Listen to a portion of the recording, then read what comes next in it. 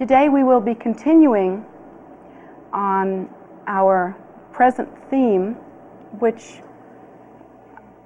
I feel that we've been covering fairly thoroughly, and I feel that we can continue to cover. This theme requires participation by those that hear the teachings, and the participation is important in that what the theme is about is spiritual fidelity, which is an utterly meaningless concept unless one becomes involved in the process of attaining spiritual fidelity. It has meaning that is only relevant to one's own practice, to one's own path. And so please consider that when you hear these teachings and you become involved in them, therefore, you should accordingly take them home and really practice with them, really utilize them in some way so that they can have meaning. In continuing with spiritual fidelity, I would like to remark at this time that Lord Buddha himself led us to understand and gave the teaching that one of the most heinous crimes that one could ever commit, and that you have to understand that that is realizing that there are many heinous crimes that one could commit, including murder and robbery and all sorts of things. But one of the most heinous crimes that one could commit from a spiritual point of view is to acclaim oneself as being more advanced or further along on one's path than one is rightfully. That is one of the most heinous crimes that one can commit. Why that is one of the most heinous crimes is a very involved subject, and I think to understand that is to better understand spiritual fidelity. First of all, let's examine that from the Buddhist point of view, having to do with the philosophy that the Buddha teaches us.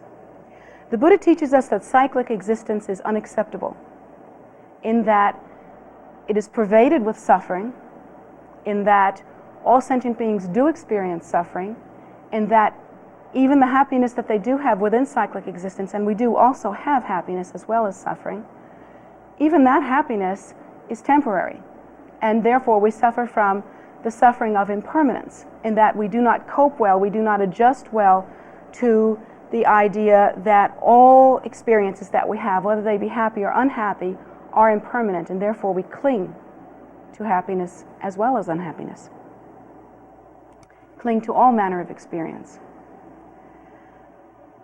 Why we don't cope well with impermanence is due to our belief in self-nature as being inherently real, and due to our perception of self-nature as being a continuation. And that continuation needs to remain stable in order for us to remain safe. This is how we feel. Of course, according to the Buddhist teaching, self-nature is not inherently real. Our true nature is the primordial wisdom state, which is free of all conceptualization, including the conceptualization of self-nature.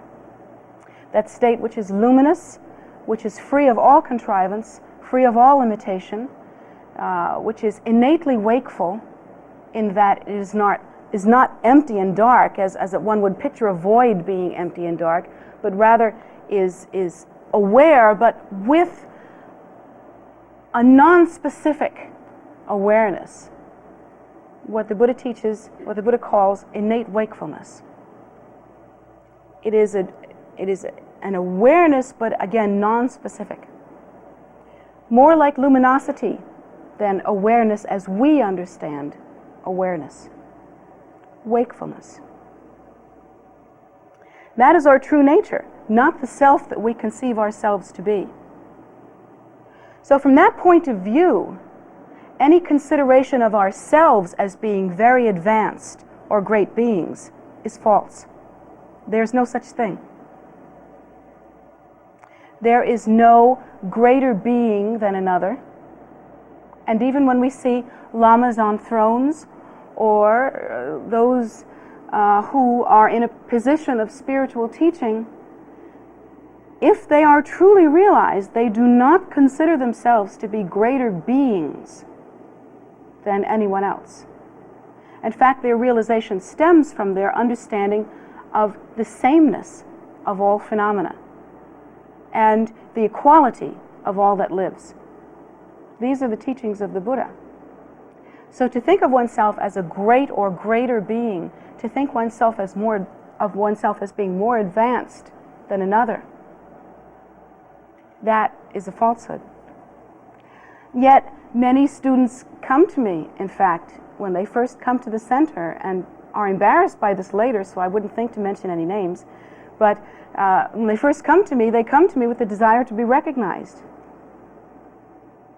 Tell me, you must know who I am. You must know I have a special mission. You must know that I'm special in some way.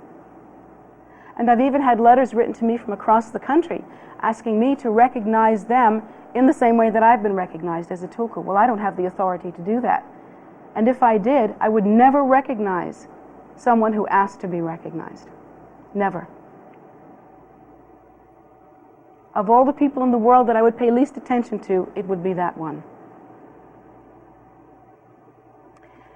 The reason why is that according to the Buddha's teaching, the goal is not great beingness. It is not to be a greater ego than you used to be. It is not to be vaster and more wonderful. The goal is to realize the primordial wisdom nature, that nature which is free of such falsehood, such limitation, and such conceptualization. Free of that. To realize one's innate nature, which is the same as the nature of this plant, which is the same as the nature of any animal or non-physical being. All sentient beings have that same inherent nature, and that is the reality. That is the truth. Anything that we build on top of that is erroneous. It's false. From the point of view of understanding the Buddha's teaching, it's a joke. Because anything that we contrive as being more advanced is a contrivance. And it is 180 degrees away from and the exact opposite of what the Buddha taught. That nature which is our innate nature cannot be grown. It will never be bigger than it is now. It will never be smaller than it is now. It is unchanging. It is the same. It is suchness, and in that regard, cannot be manipulated. It is constant and stable. Anything that can change is a substance and has, by implication, some inherent fixation, or it could not change. That nature which is the true nature, therefore, remains stable and unchanging. So from the point of view of the Buddha's teaching, all of those ideas are ridiculous. What I generally do when people come to me with that kind of idea is to simply wait. To wait until they're finished with that. And I feel that the best way that I can help them is to not draw attention to their mistake and their confusion. Anyone that feels that they have a mission to do, or a specific plan that they have, or that in some way they are honored spiritually, will have to simply wait it out. Because as a Tennessee woman I once heard of said, what doesn't come out in the wash will come out in the rinse. What you're going to do, you're going to do. If it is in accordance with the Buddha's teaching, you will achieve realization. And if it is in accordance with the Buddha's teaching according to the Mahayana vehicle, you will benefit sentient beings. That is to say, you will get out of the very same self-absorption that causes you to want to be recognized, and into using your life as a vehicle in order to be of benefit to sentient beings. Consider yourself merely that, a function of the Buddha's kindness. And so in that way, and having that kind of focus, one would never ask such questions. One would never say, please notice me, or please talk to me, or please think of me in a certain way. One would never say that. So we just wait until we understand better.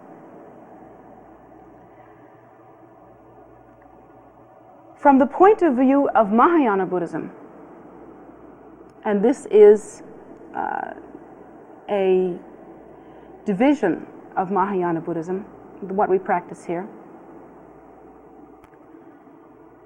all of our activities, every single one, should go to be of benefit to sentient beings. We actually seek to transform our lives to being a vehicle by which sentient beings are benefited. In order to do that, you really can't be concentrating on the idea that, oh, I'm helping you. Because then I becomes very inflated and you become very dependent on me. So you can't run around thinking like that. You can't be thinking, I'm helping you. What one really has to think about is the equality of all that lives.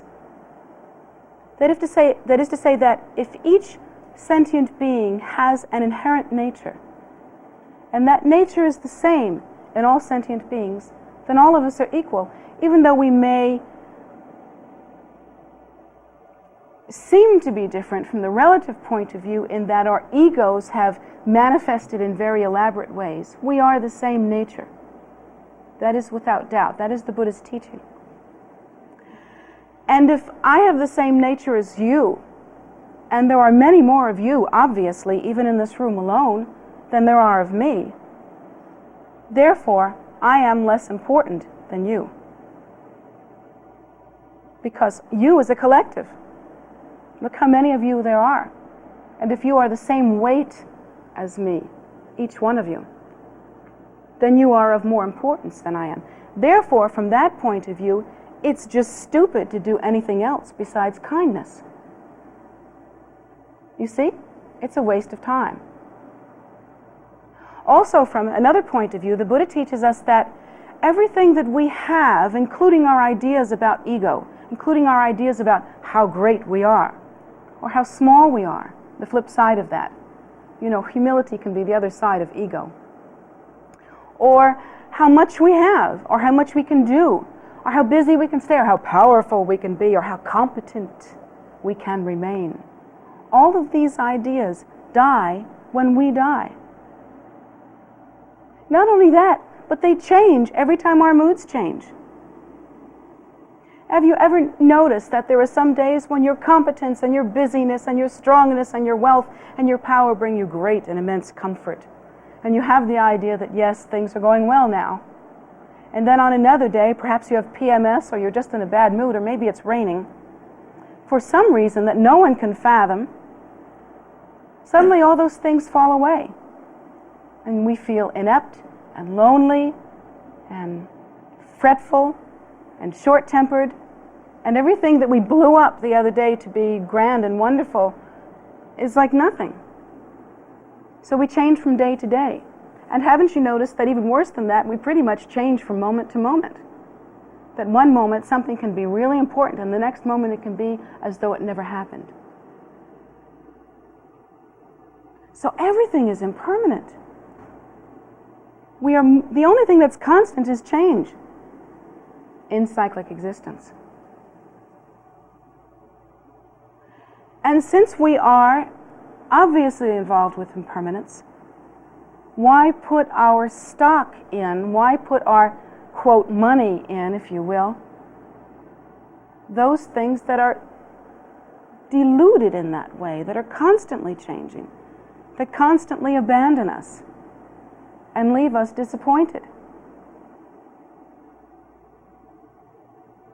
Instead, according to the Buddha, we should do those things that actually purify one's mind stream, purify one's perception, and lead us toward the purer perception of realizing the primordial wisdom nature. What are those things? Well, those things are the kinds of things that you saw the children engage in a contest about and give the adults a contest about. They are the things that we call meritorious activity, those things that purify the mind stream and the perception and lead to enlightenment are things like generosity, contemplation, meditation, prayer, offering, study, teaching, and what else? Who knows what else? There's one more. Memorization, thank you. Recitation. Did I say recitation? You don't even remember if I said recitation. So where's your memorization? Not much better than mine, right? These are the things that actually cause the purification of the mind stream. They serve as an antidote to the very problems that cause us to revolve in cyclic existence endlessly and fruitlessly.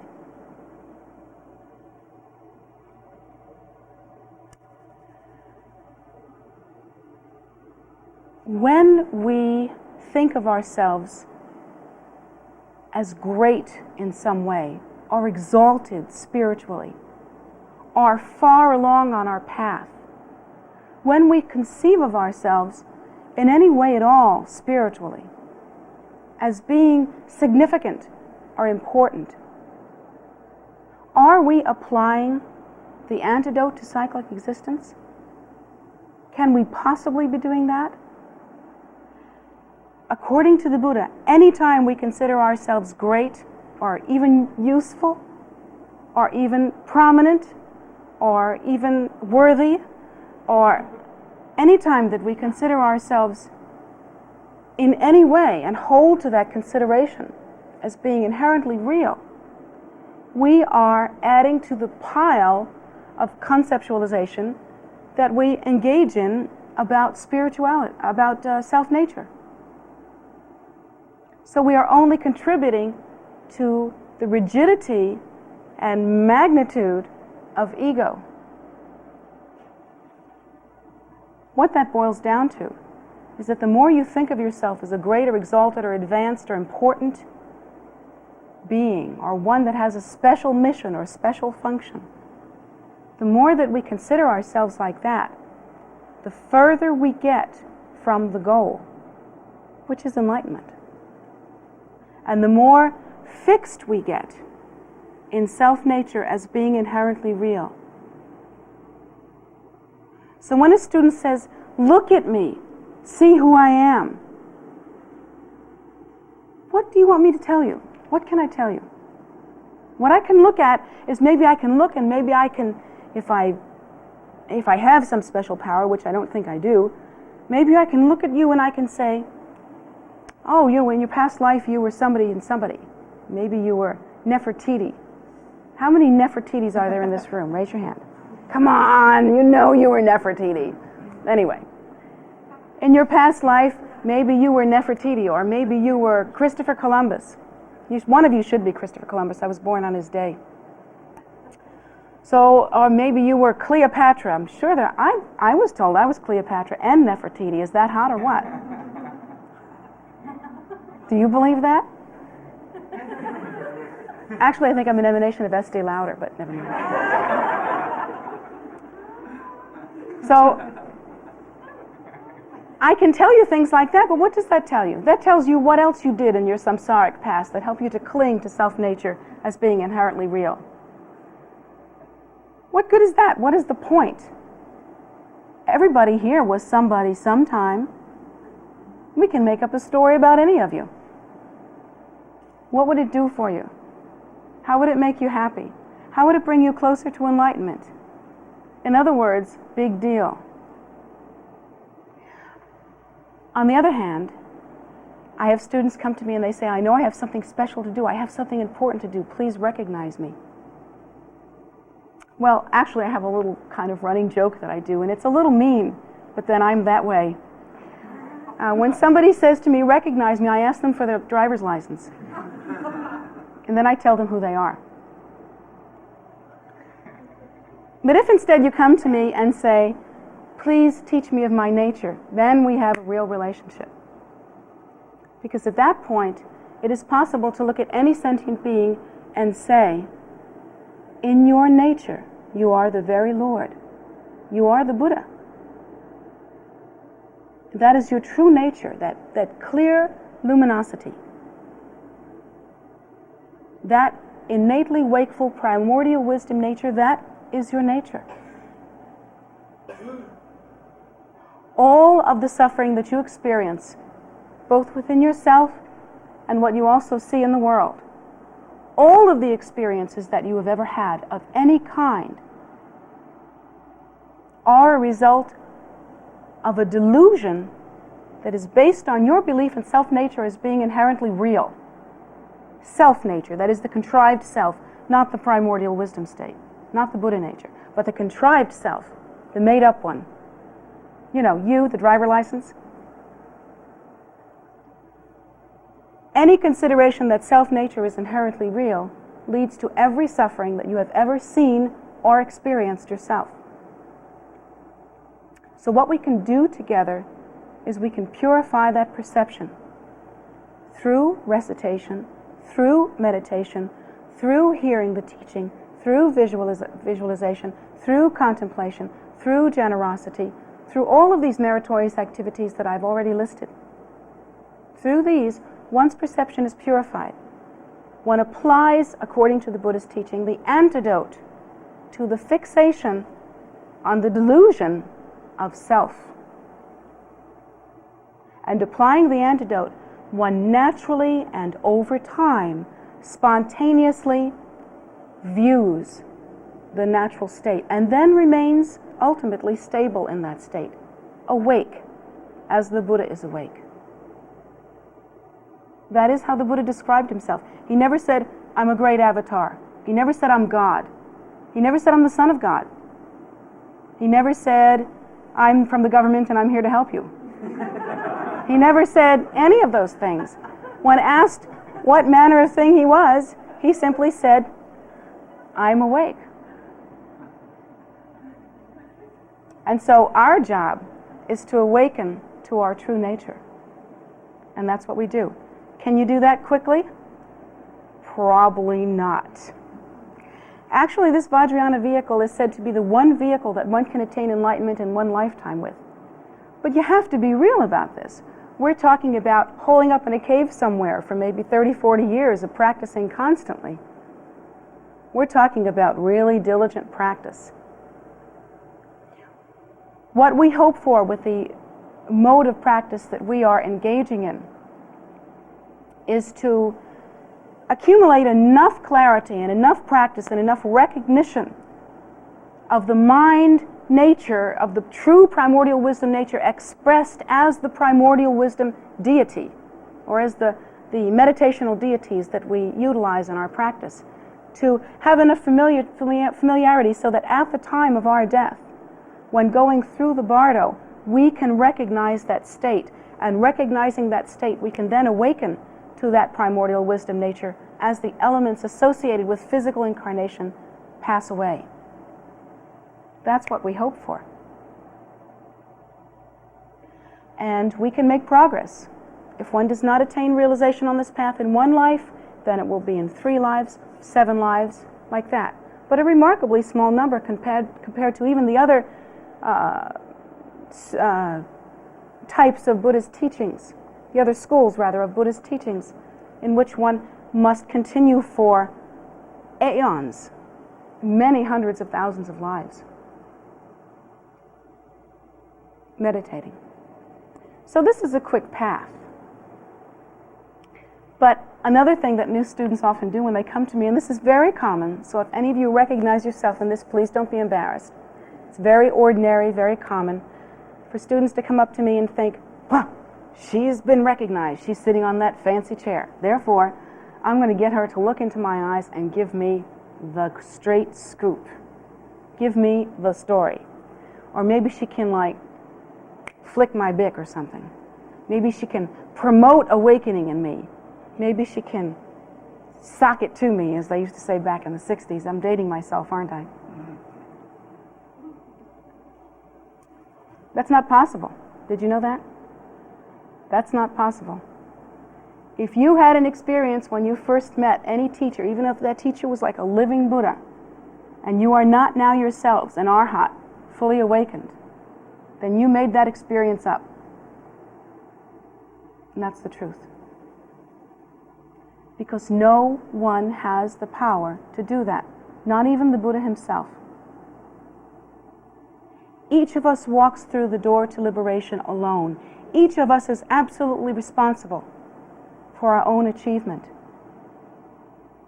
Each of us is responsible for our own awakening. It is your mind stream, it is my mind stream that must be purified in order to fully awaken and to remain stable in that primordial wisdom nature. One can have an experience of devotion upon meeting a teacher, and that experience is valid. That tells you to continue. But it isn't enough by itself. There are many stories of the Buddha, if you'll excuse me for a moment, having spoken to students that came to him for teaching. And having spoken to these students, he gave them a specific teaching. In his omniscience, he was able to give a teaching that was appropriate for that specific student, that was just absolutely right. And due to the power of his enlightenment, the teaching, of course, was very powerful. Anyone knows that the teaching from a highly realized teacher is going to be different from the advice of a gas station attendant. I mean, anyone knows that, don't you think? You know that, don't you? It's going to be different in quality, in depth, in clarity. So, of course, the teaching was very potent. But the arhats, the students that came to the Buddha at that time were also ripe, you see. They themselves had been practicing for aeons and aeons of cyclic existence and had purified their minds till it was just kind of, they were sitting on the fence, just right there, just poised, and all they needed was a good shove. So the Buddha, being the best one to give them that shove, was able to do that, and giving them a wonderfully potent teaching, was able to ripen their minds so that they attained arhathood. They still go on, however, to achieve Buddhahood, but they were able to attain arhathood due to his blessing, due to his guidance. But can't you understand, it is also due to their own merit, to their previous practice, to what they have accomplished. They themselves had to have been ripe for that teaching. And in a deeper way of understanding, who is the Buddha? Is the Buddha a man? When one speaks of the Buddha, there's not just the historical Buddha. There are many who have attained Buddhahood. And what is that nature? What does that mean? Buddha is not a man. It is the awakened state. When one sees the presence of enlightenment in the world, that is what one sees. It is enlightenment. It is that precious awakening. It's not a man. So on a deeper level, when one looks into the face of the Buddha or any teacher who has achieved supreme realization, one looks into one's own face. And what is accomplished in that way due to one's own ripening good karma, due to what one has experienced and what one has achieved.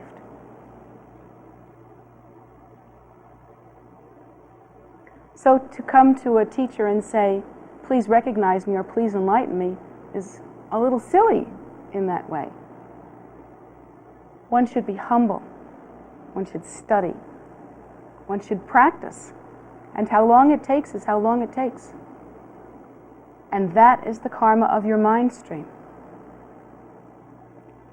Even the condition in which you perceive your teacher, that is a reflection of your own mind stream. All of our perceptions occur due to our own perceptive ability and due to the karma of our mind streams.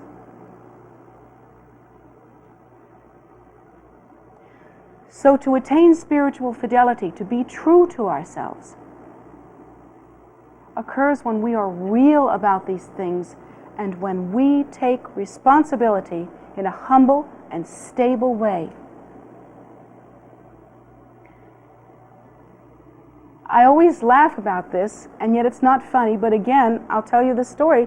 Students come to me all the time, and they really want to know, they genuinely, clearly want to know the secrets of the universe. Give me darshan. Hit me on top of the head. Make me do it. Tell me the secrets of the universe so that I can bloom. Again, I'll tell you this. Here are the secrets of the universe. Are you listening? Write this down. The secret of the universe is work hard. That's it. There's no other secret.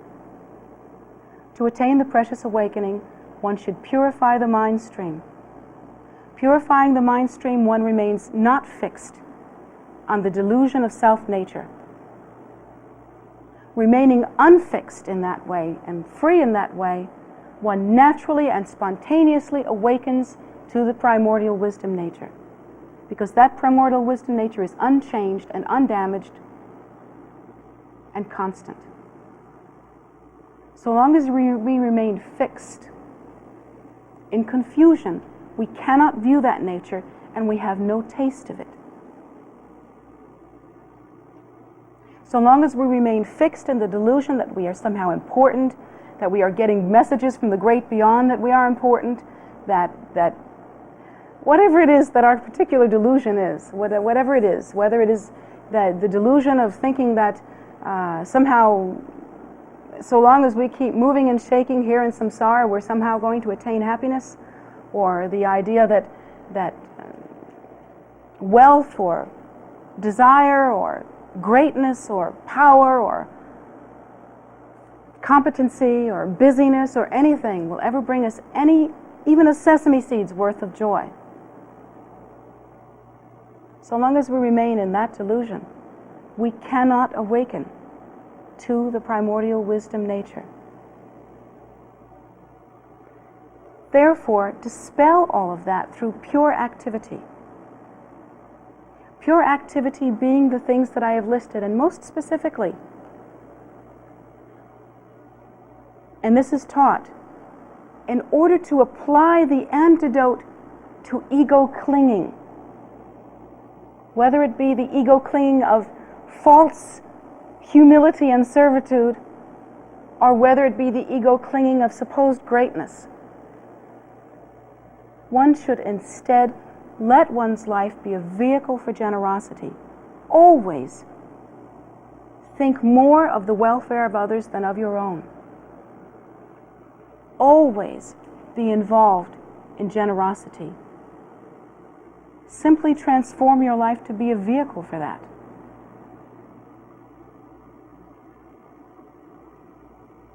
That is the direct antidote. And eventually, like any antidote, will lead to the purification of the disease, which, when understood thoroughly, ultimately is desire.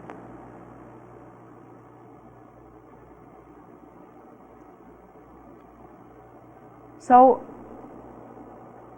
to maintain spiritual fidelity, be honest with yourself in that way. Be courageous. Look yourself straight in the eye and get the big picture. All sentient beings are the same. They are equal. There are no special cases. Every one of them must apply the proper technology until they achieve supreme realization.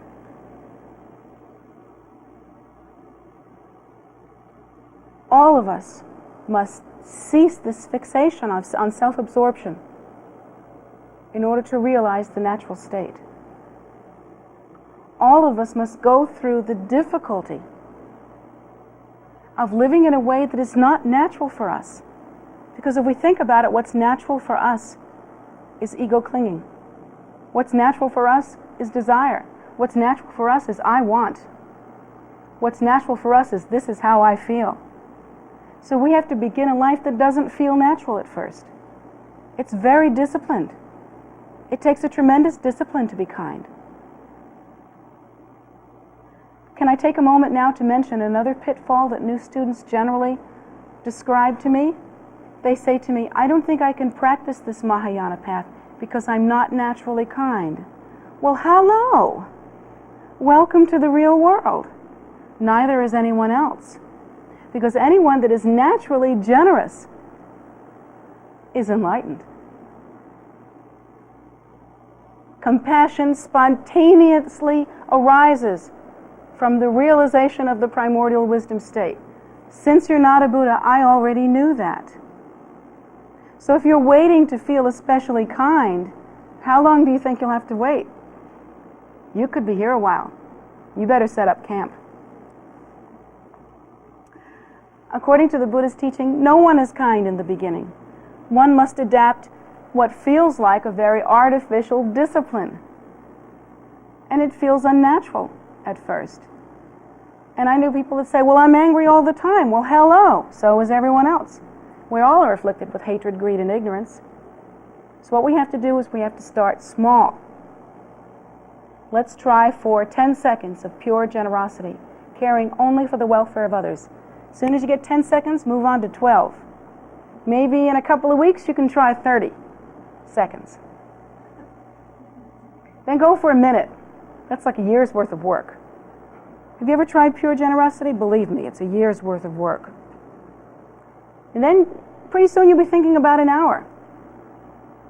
And after a while it will become a habitual tendency. Oh, you'll always want to fall back. Because that is the nature of samsaric existence, and it should not surprise you since you are a samsaric being. We all are. Be patient with yourself. Do the best you can. Give yourself a break, and don't let yourself get away with murder. Those are my 3 cardinal rules for following the path. I made them up. Those are not the Buddhist teaching. So one should really listen to this, though, very carefully, because there is no excuse for not starting now. If you think you're not ready, get ready. No one's ready. If you think you're not kind, well, get kind. It's a discipline. If someone is naturally kind in their life now, first of all, you should examine it. Is it kind because they wish to be known as a kind person? And if it's genuinely kind, it really is because they've developed the habit in the past. And how did they develop in the habit in the past? The same way you're going to develop the habit now, 30 seconds at a time. So just start. Wherever you are, just do it.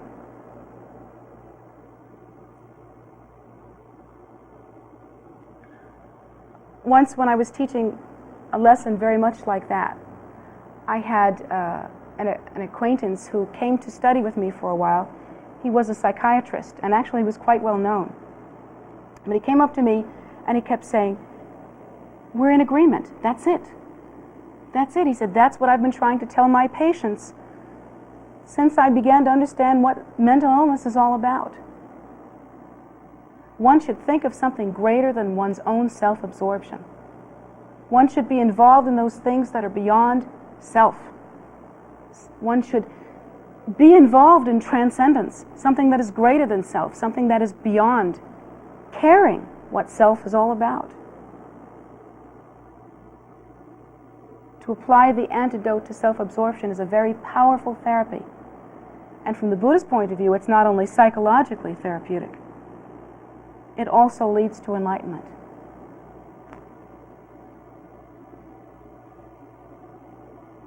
And in closing, let me connect this with spiritual fidelity.